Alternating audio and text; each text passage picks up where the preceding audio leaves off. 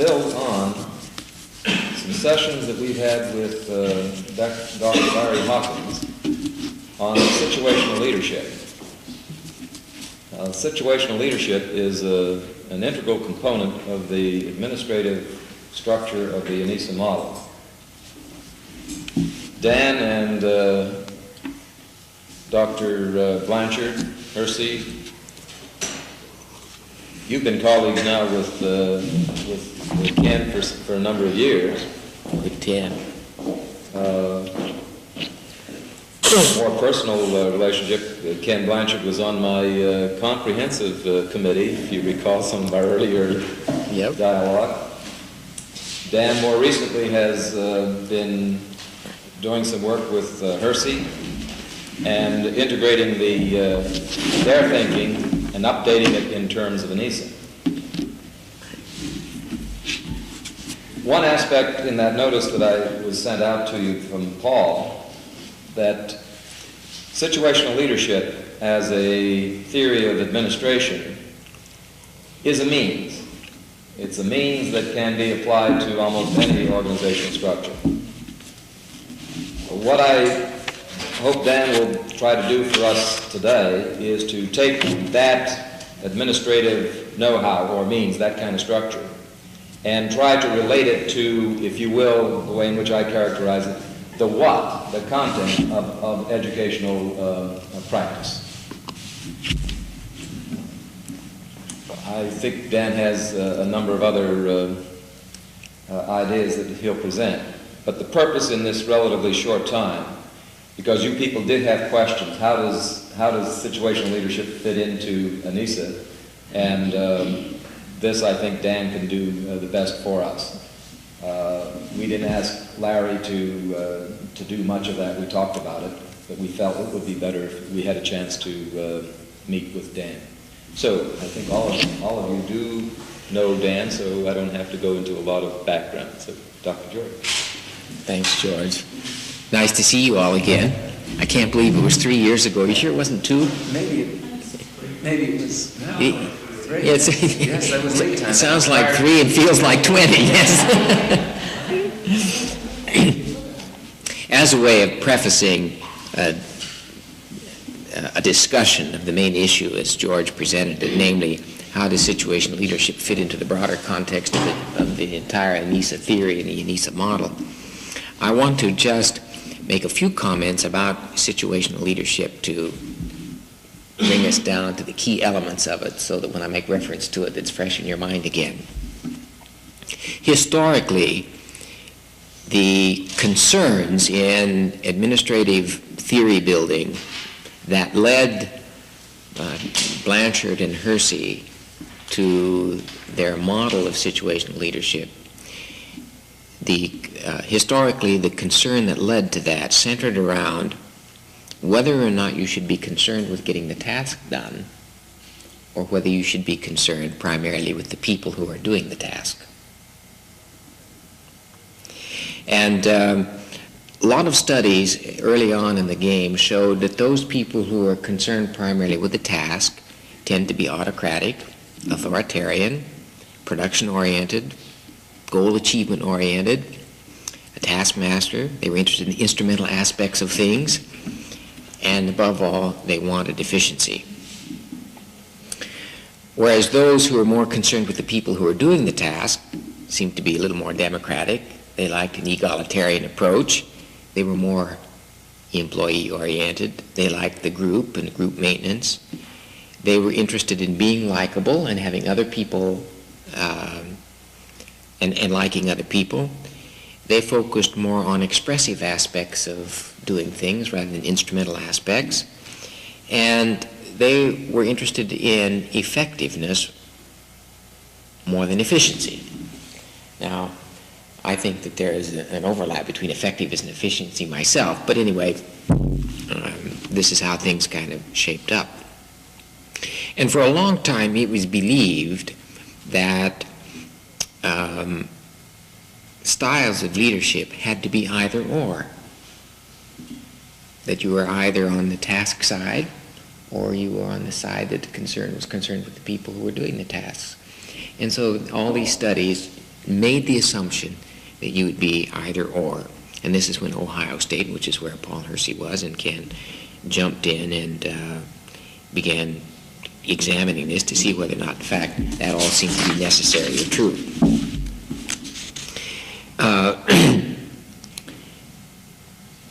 They finally came to the decision in this research group in Ohio that leadership style varied among various administrators, and that in fact most of them had a combination of these things.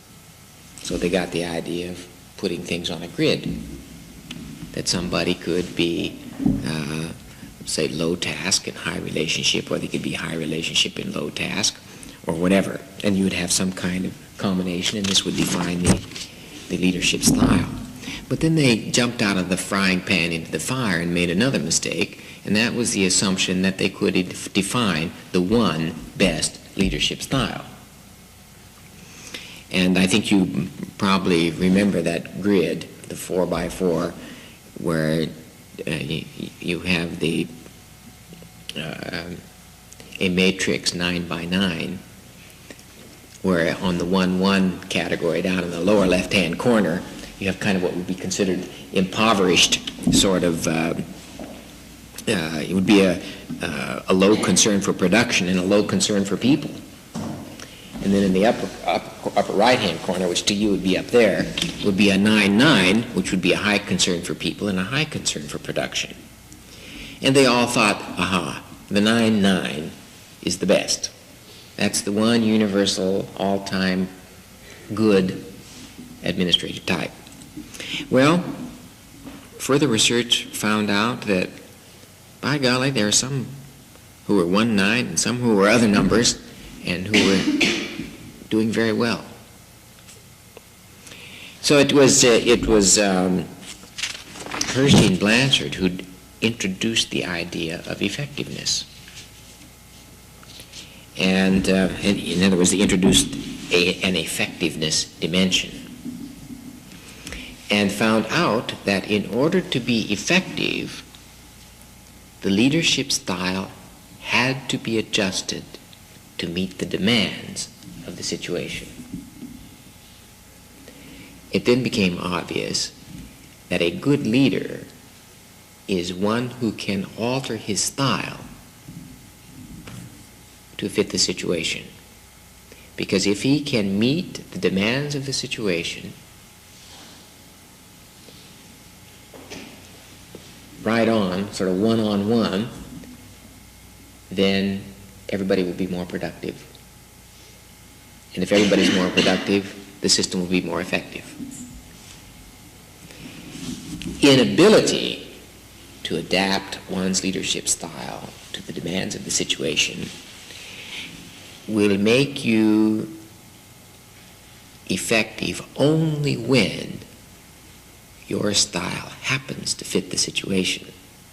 When it doesn't, when the situation changes and you go on exactly the same way, then you suddenly become ineffective, and that's why most people who do not change their leadership style are effective at certain periods in the growth of an organization and then suddenly aren't anymore because they couldn't see what the changes are. Now, the situational demand bears a little bit of analysis here because I have some things to say about it in terms of Anisa a little bit later on. There's essentially three things that determine the situation. One is the objective that you're trying to accomplish organizationally. Two, the maturity level of the people whom you got working for you trying to accomplish these objectives. And I'm going to add one in that Paul and Ken don't talk about very much, but that's the environment where all this is taking place. I say that because I have found time and time again that the environment you work in influences the maturity level of the people. And so you really can't grasp maturity level of a person in a vacuum. Now, they define maturity level of the person you're working with in terms of the willingness to get on with the job in a relatively, that means they're independent. They don't have to have their hands held all the time. They know what they're going to do and they're willing to do it. The ability to take and enjoy responsibility, let's say they don't mind being held accountable for things, and that they are motivated to achieve. And you can kind of plot the maturity of the person working for you to the degree to which they have more or less of those three things. Now, and I would say that the reason the objective of the organization that you're trying to accomplish is so important here is that the maturity level is assessed in terms of that objective, because some people might be very willing to accomplish objective B, but not objective A. And therefore, the maturity level of a given personality will vary with the objectives you're trying to accomplish, and also will vary with the environment that you have to accomplish it in. I mean, if you're in a noisy, cluttered, aesthetically unattractive environment where you're always interrupted, even the most mature person under ordinary circumstances is going to wear thin under those circumstances. And so you'll see later when we talk generally about Anisa theory of administration, an administrator who is insensitive to pressures from environment because the arrangement of the environment is inadequate or is distracting or impairing what's trying to be accomplished will have morale problems, because they will know a person as mature, and yet they will be seeing them behaving immaturely because there is a drain on people because of the environment they have to work in. And you won't be able to get a real fix on it because you're insensitive to the environment. And that's because you don't have to work in that lousy environment yourself, and so you don't think of it too much. If you had to replace them for 2 weeks, then you'd probably be sensitive to it. But since you're not there now, you don't have to, so you don't do it.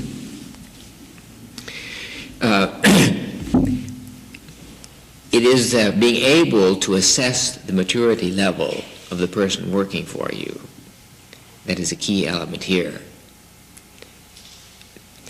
And that presupposes a willingness to get to know the people who are working with you. Because if you don't know who they are, you won't be able to assess the maturity level. If you can't assess the maturity level, you cannot alter the leadership style to fit that level. And there will be a mismatch. And to the extent that there is a mismatch will be the extent to which you will not be accomplishing things very effectively or very efficiently. You'll be dropping stitches along the way. So that is in a very quick nutshell, summarizes about 15, 20 years of work on the part of Paul and Ken and the fellows and gals at Ohio State. And it really represented something of a remarkable breakthrough in some ways. And one of the nice things about their approach is that they've been very interested in collecting data to see how the effectiveness of an organization improves when people switch to the model. So they haven't just assumed that it would be all right and good and didn't collect any data. They really have collected lots of data, and they do a lot of consulting with corporations from all around the world. And when they get something really going within an organization, then they try to set up a data collection operation in order to get some feedback for themselves on how well it's going. And a lot of it really does hinge on being able to, for a person to get to know the people they're working with so that they can assess the maturity level accurately, and then have the internal personality flexibility that is required to alter the style. This must be one of the most difficult, I would say that is even more difficult on the average than being able to assess accurately the maturity level of the people you work with, is being able to change. Because at some points that change demands that you be quite definite, quite autocratic, and maybe even slightly cool and aloof for one person at a certain maturity level, whereas for another one, you might be quite friendly, not even mention the task to be accomplished, and very informal, and warm, and supportive, and expressive. And because that fits another maturity level. And we know that individual human beings relate to different environments in different ways.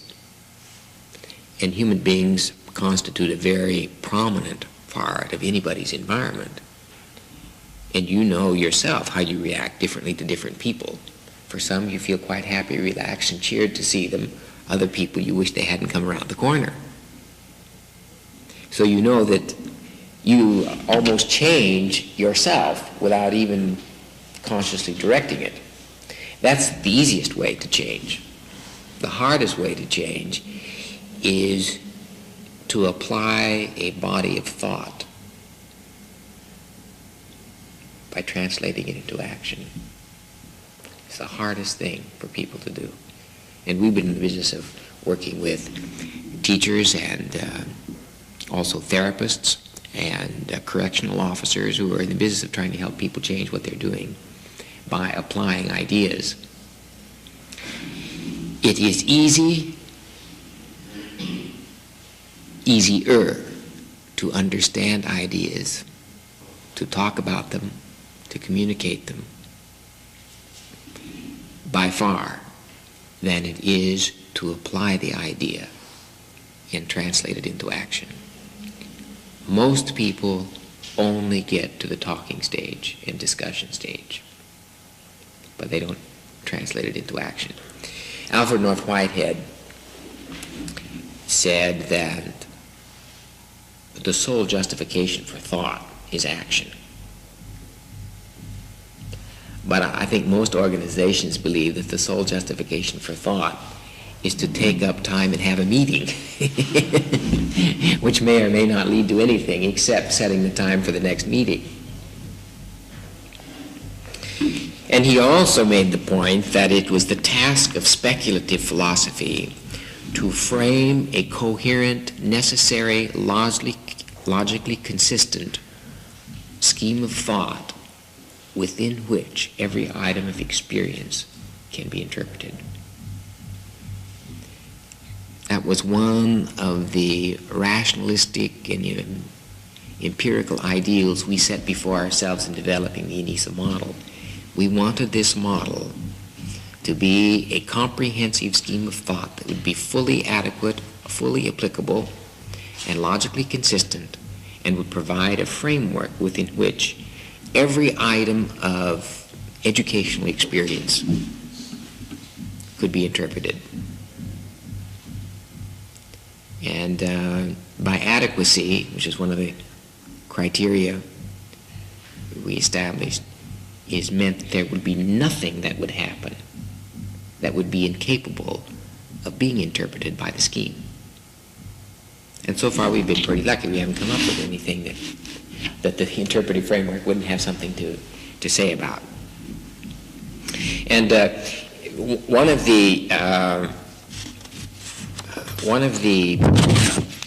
issues that has not been resolved in situational leadership when they're training people is finding out the way to help the leader himself make the alterations required to adapt his style or her style to the demands of the situation. Because this is not easy at all. Any change is not easy, and yet change is going all the time. It's more or less a constant. And if nothing else, we are all aging, which represents a change. So there's no way to forestall the change. The point is, as long as change is going on, can we direct it in some desirable direction that we can agree on? Because change will take place, no matter what. All right, with that as a kind of a background then, I want to now place it into a broader context of the Anisa theory of administration. See, this situational leadership is just a small part of administration as such. It isn't really trying to take on the whole show.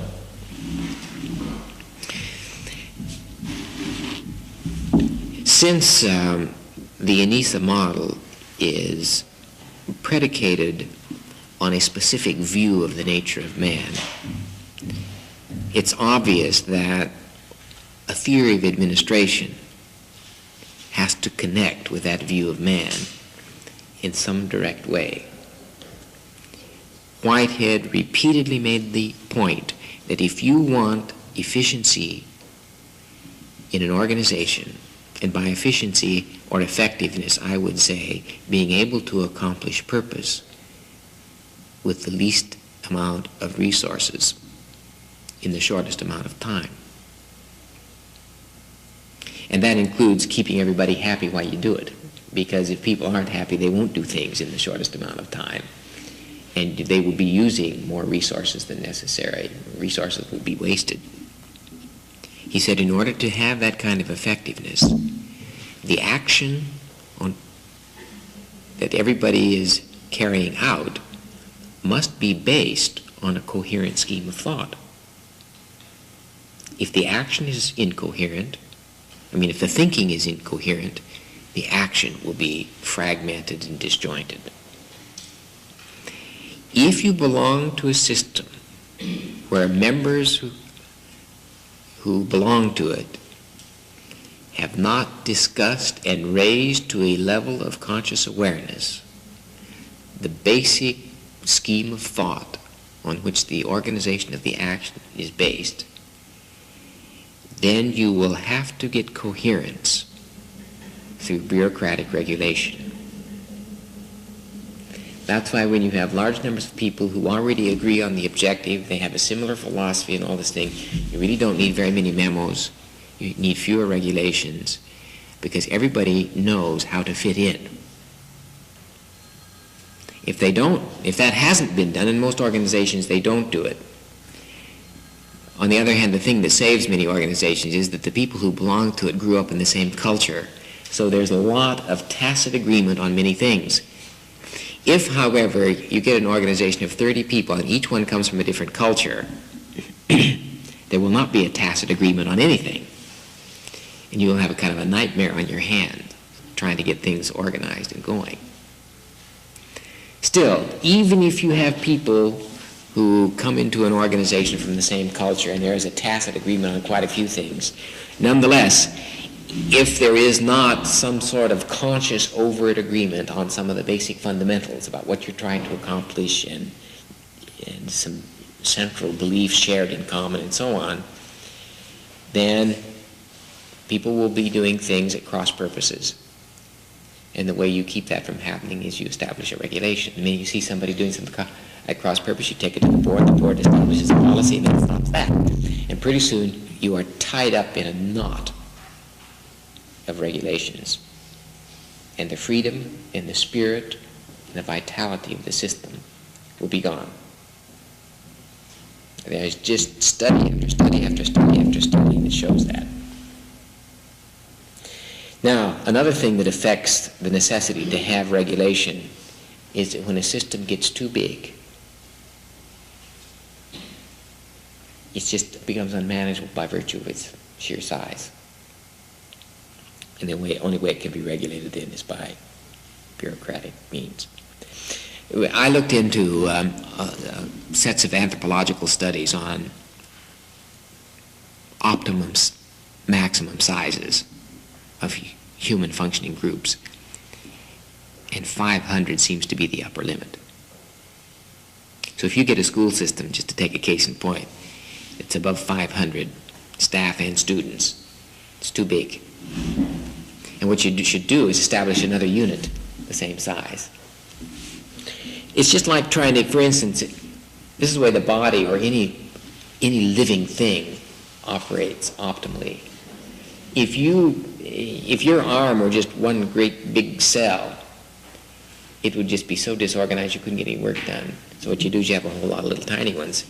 And when you want to get something bigger, you don't just make the cell bigger, you add another cell. And then you have to integrate that cell with the other cell. It's a process of differentiation and integration, which all evolution rests on, and which is at the foundation of the definition of learning in the Anisa system. Because as you will see shortly, organizations as organizations have to learn. And organizations like people have collective potential that needs actualizing.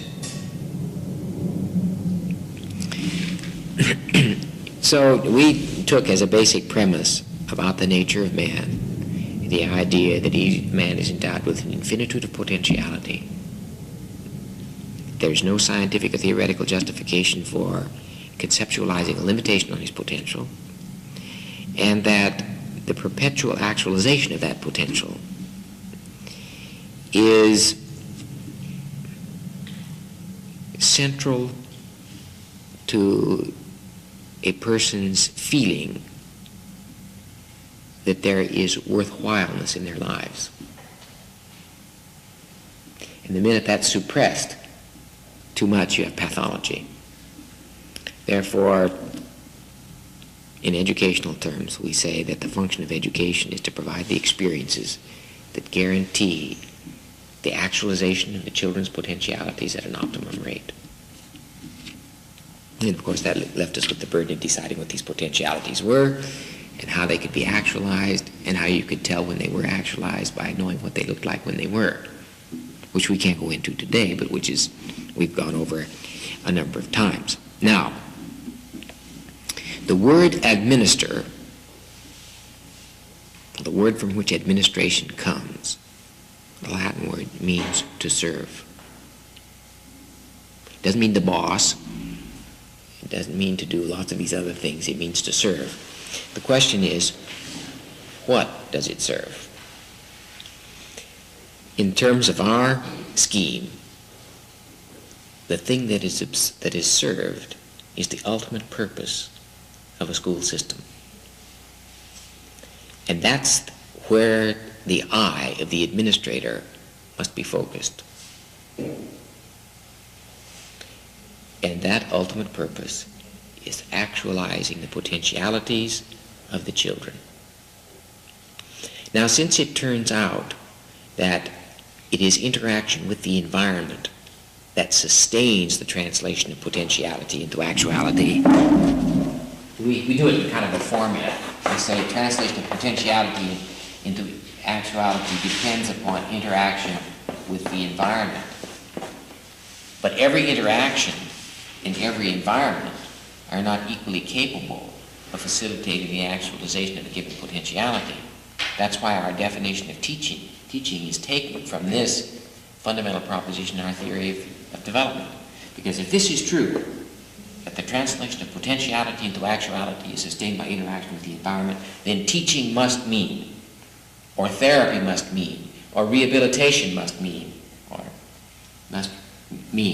arranging environments and guiding the person's interaction with them.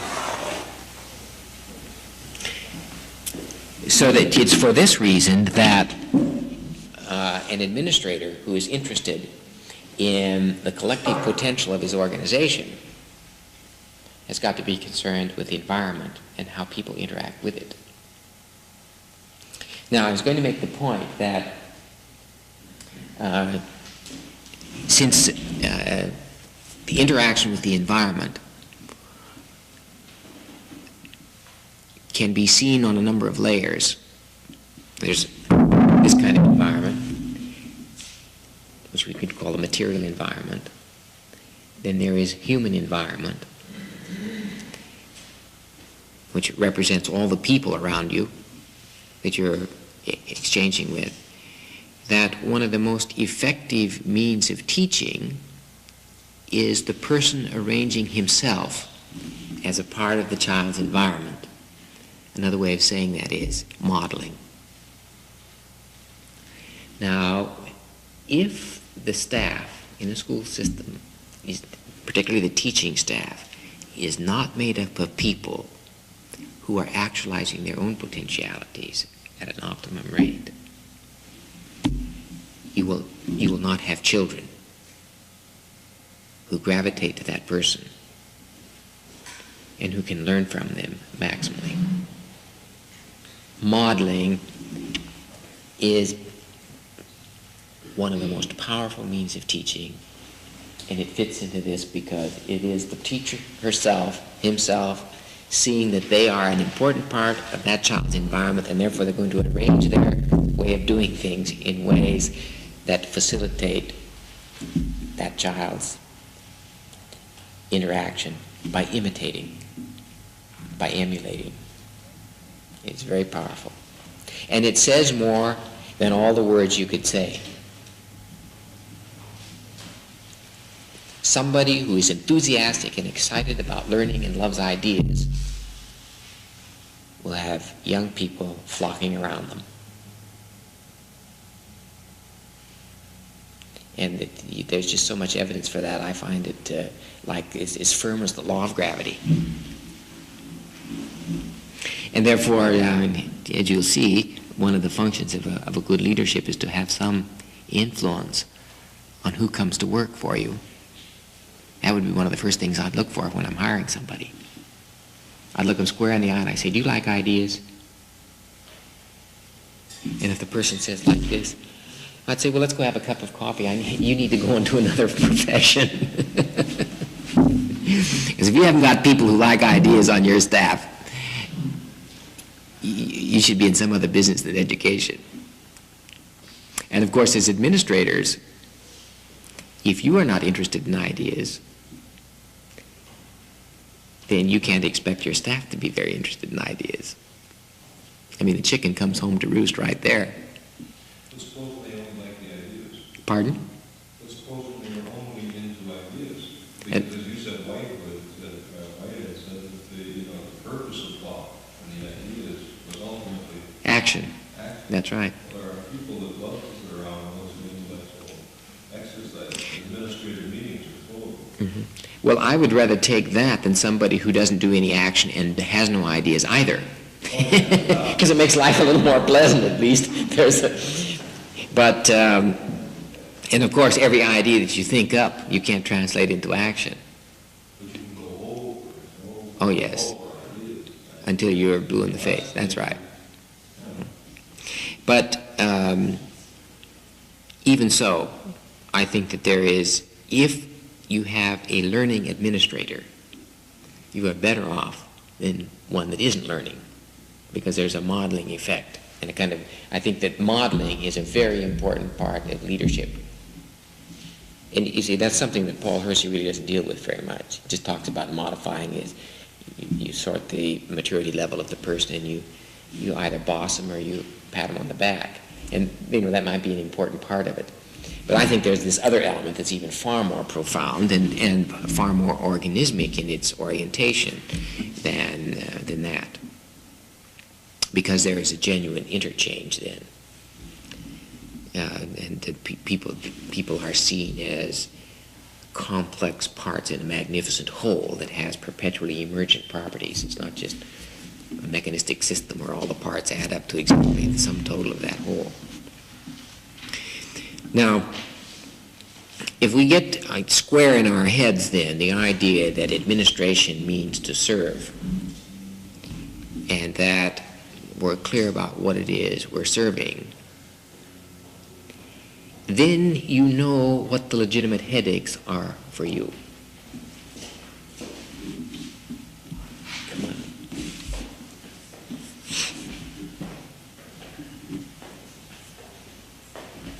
Are there some chairs over there? We just pull up some. Yeah.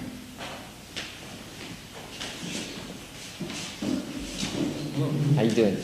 Good, thanks. In the Anisa theory of administration, the job of an administrator is not essentially to avoid headaches. It's to be sure to take on the legitimate ones,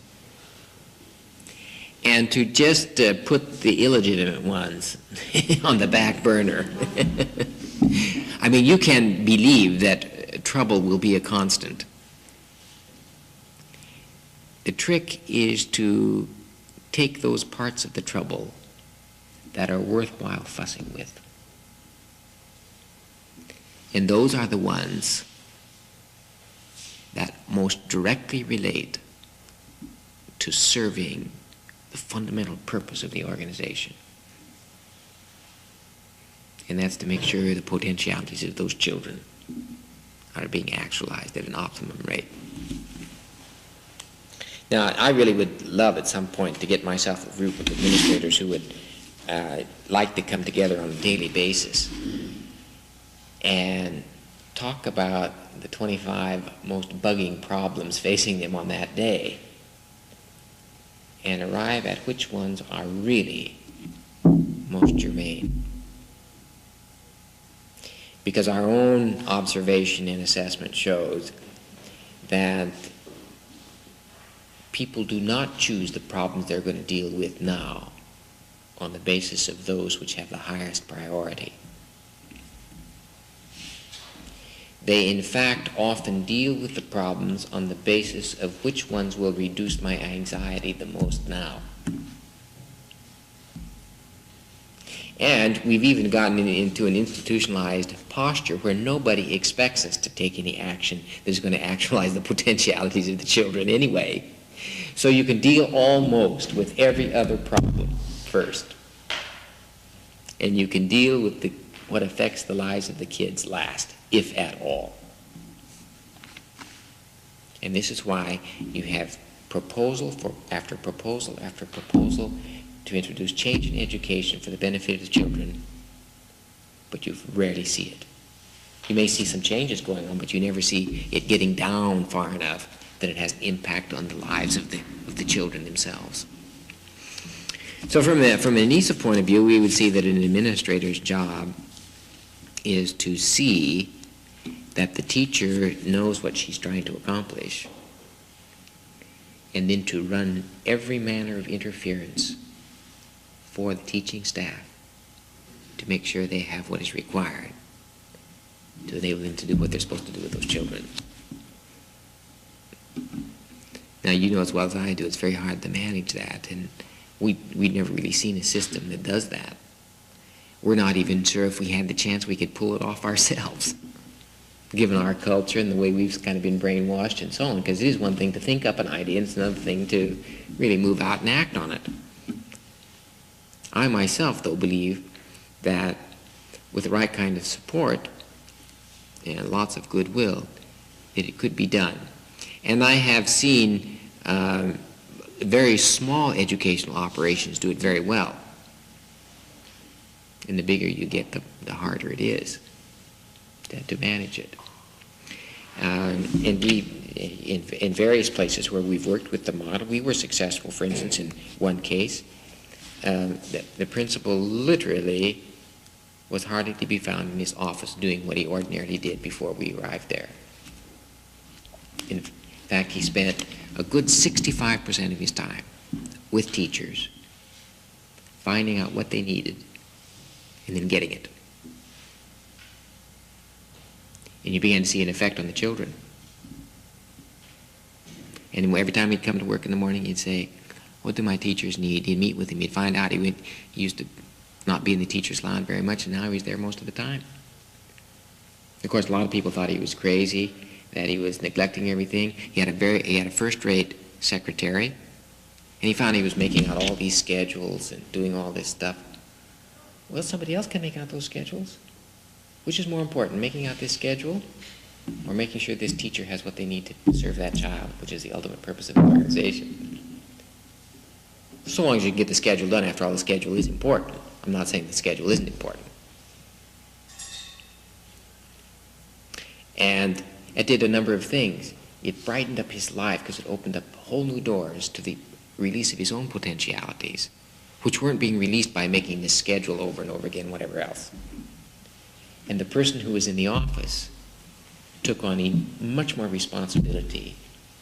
She had a realm with which she could make decisions, and her potentialities were being actualized. And that creates high morale. Yes? Teachers don't always know what they need. Teachers don't know, that's right. And that can be a problem. That can be a problem too. But then if you're an administrator, there has to be some training in. In fact, we're going to get to to the administrative issues of planning, delegation, and supervision, which are very important functions of an administrator. And all those three things need to be done in the context of accomplishing purpose. Now, I want to break down administration into two parts. One having to do with management function, and one having to do with a leadership function. And please regard these two terms as functions rather than personalities, because the functions can be carried out by the same personality. And in fact, in most organizations, they are, to some extent, in the same personality. And in some, they're more differentiated, and you have one that's exercising leadership function more and somebody who's exercising the management function more, as we are defining it.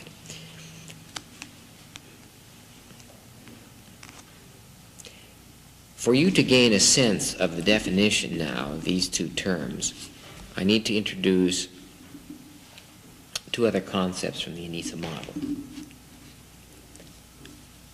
having to do with development over time. When anything persists over time and its potentialities are being actualized, you can see the reality of that developing thing in terms of what they've already accomplished, which is their past, what they're doing right now in the immediate present, which is a duration of a certain length, plus the future that they anticipate and are moving toward.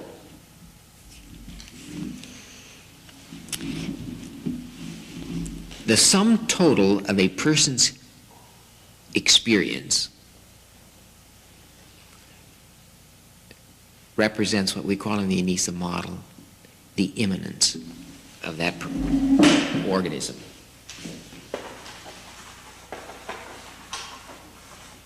It's a kind of a theological term, I think, originally, but it means indwellingness. And for us, it means the indwellingness of the past. The chief vehicle of immanence is memory.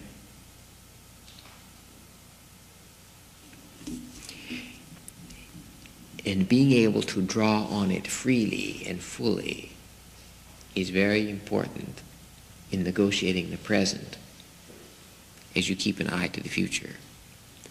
Many people do not draw upon the richness of their own immanence. The reason it's so important for us in education is that if you want to get to know a child, you have to sample his immanence. You have to know something of his past. Because we are defined by the connections we have with others. And that past and that experience we have, experience for us is interaction with environments. And so you can understand an experience by the quality of the interaction plus the nature of the environment the interaction was with. So you store up. And it is by virtue of this memory that you have a sense of continuity as a personality. You know, if you woke up in the morning and you couldn't remember what you did for the past 30 years, you would be very disoriented, as amnesiacs are. The quickest way to lose your identity is to cut off your past.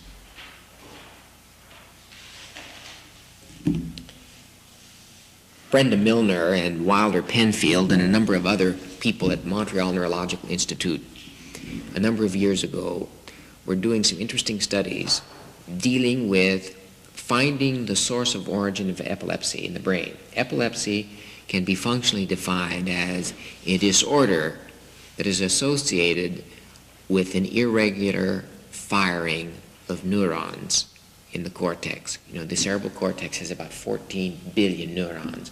Each one of these neurons stores up an electrical charge and fires it 15 to 20 times a second.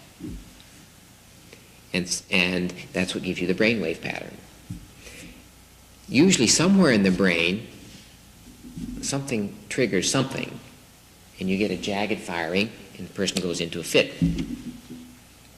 And their thought was, if you could find the source of the epileptic seizure through electroencephalographic measurement, and you destroyed that part of the brain, assuming it was a part of the brain you could destroy without impairing the function of the individual, and there's 35% of the brain can be wiped out without visibly impairing a person's functional capacities. You have to stay away from the motor area, the somaesthetic area. You have to stay away from the speech area, and a few places like that, the occipital lobe, which is the visual cortex, so on. But there are a lot of places in the brain that you can really wipe out, and people go on as if nothing happened. And so they thought, well, if the source of the epileptic seizure was one of those areas, you could ablate it and you get rid of the epilepsy. And they demonstrated that, in fact, you can through a kind of surgery. They can use a laser beam, or they can freeze that part of the brain, or whatever. Well, they had a couple of people where on the mesial side of the temporal lobes, bilaterally, they found sources of the irregular firing in a certain spot. And they ablated that spot, and then discovered that it was functionally a part of the brain that translated things from short-term storage in memory to long-term storage, so that nothing could get into long-term storage on these patients.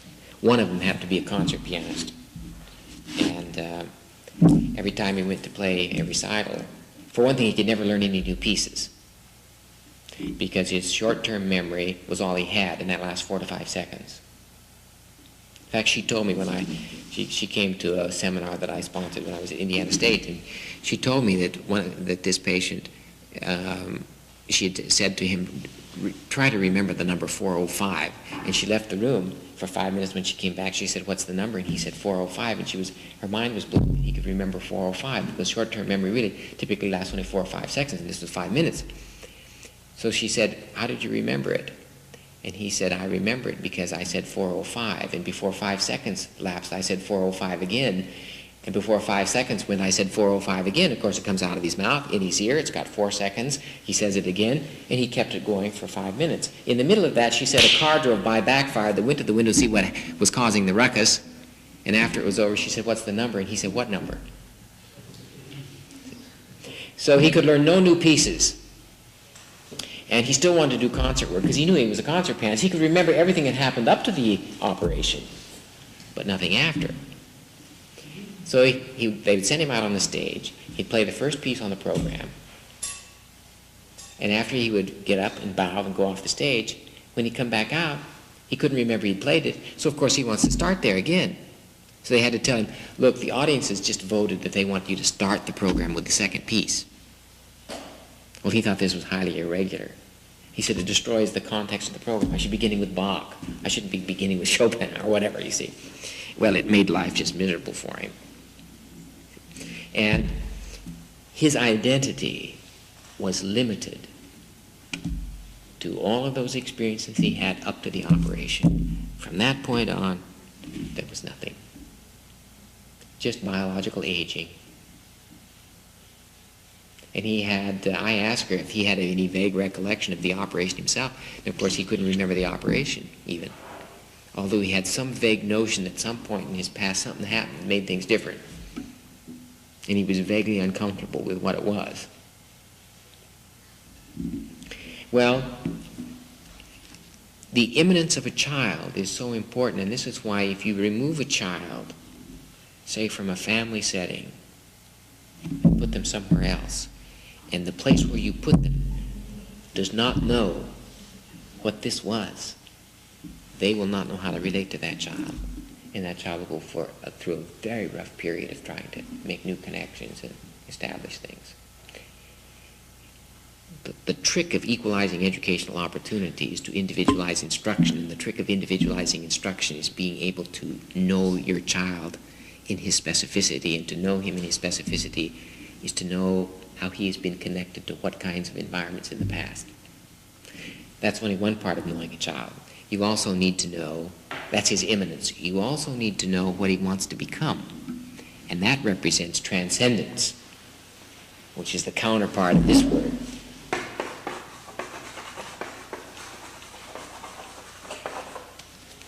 So these two basic notions of immanence and transcendence are very important concepts in the Anisa system. If a child is to be fully accepted by a teacher, the teacher must sense the infinitude of the transcendence in that child and relate to that as well as the immanence. The big qualm Anisa has with testing is that it takes a sample of this only.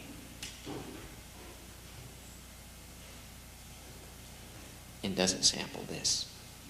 And yet the distinctive feature of man is his demonstrated inclination and capacity to always entertain possibilities, to go beyond where he is now. And it just seems a shame that the most distinguishing feature of man that makes him that separates him from all other creation, so far as we know, would not be a key factor in the planning of educational systems and in testing and in relating to children. Because this transcendent function in a child represents that child's own sense of purpose for himself. And one of the chief functions of a teacher is to get the kid to buy into her purpose, which is represented by the particular educational objective she's working on at the moment. Because if he doesn't buy into it, you're going to have trouble. But he will buy into it if the relationship is good. And if the teacher is modeling properly. Of course, teachers often get kids after they've gone through 5 years at home where all this has been messed up. And you just can't, in the course of a few minutes, undo the whole thing and make it all right. And the kid may have come through poor gestation period with inadequate nutrition, God knows what on. As you know, nutrition, which is a very specialized expression of interaction with the environment, which releases biological potentialities. And if the biological potentialities are not actualized fully and integrated, then the thing that's doing the learning, namely the mind, isn't going to be able to be in very good position to do it. That's why it's so important, the whole nutritional thing. So the quality of one's immanence and the quality of one's transcendence will be connected to nutrition. People who are poorly nourished, for instance, cut way down on the possibilities they will entertain for themselves. People who are well nourished will entertain more possibilities per unit time. And of course, people who have terrible memories are people who can't get in touch with their immanence.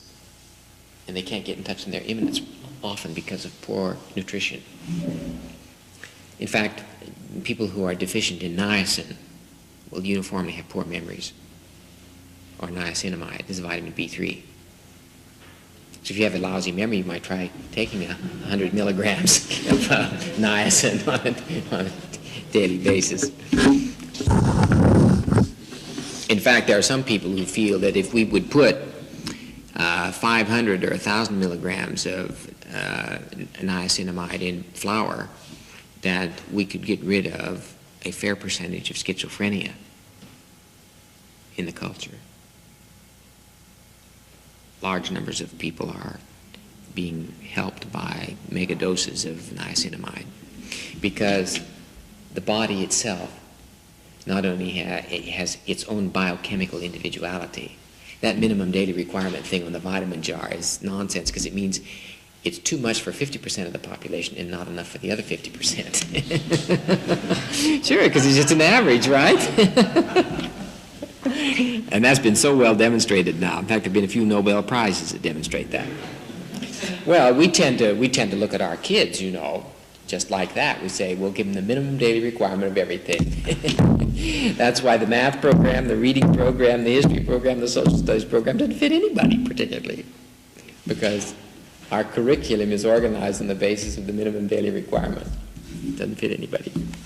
And that's why the curriculum is not individualized, and that's why we do not have equal educational opportunity in our country. That's the big nut that has to be cracked, and it won't be cracked by the way we're going about it now, because to be opportune means to be fit timely and advantageous. And because children grow and develop at different rates at different times, what is fit, timely, and advantageous for one child will not be fit, timely, and advantageous for any other child. So if you're going to equalize educational opportunity, the educational experience must be advantageous, fit, and timely for everybody. And that means you must be able to assess developmental levels. Well, we're a long way from that. There's a lot of work to be done before we get there. But I think we have organized over the last 20 years the theoretical paradigm that has the intellectual, theoretical, and philosophical strength to pull it off, given time plus resources, neither of which seems to be in great abundance. Anyway, it might happen posthumously. That's my hope now. 20 years ago, I thought I'd see it in my own lifetime. Now I begin to entertain doubts and adjust myself to the possibility that I won't see it myself. Now, all of that to explain that the management function arises out of immanence and the leadership function arises out of transcendence as analogous concepts transferred to an organization. In other words, an organization has a past. And a lot of that past is in the files, and it's in the minds of the people who've been there the longest. That's why there's such a thing as seniority. Because somebody who knows the past the best has a certain power. And we define management as the function which makes immanence as an information system available to all parts of the system so they can carry on what they're supposed to be doing with maximum effectiveness. And good managers will take advantage of all of that. And of course, the immanence of the organization includes all the talents of the people who are in it as well. So good management means making sure the talent is focused on accomplishing organizational objectives. Now, the leadership function, which is associated with transcendence, has the function of linking this resource represented by the immanence organization to the articulation of new visions and the clarification and development and refinement and extension of purpose.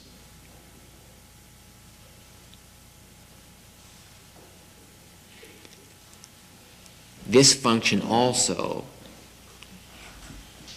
includes inspiring people and generating hope in them.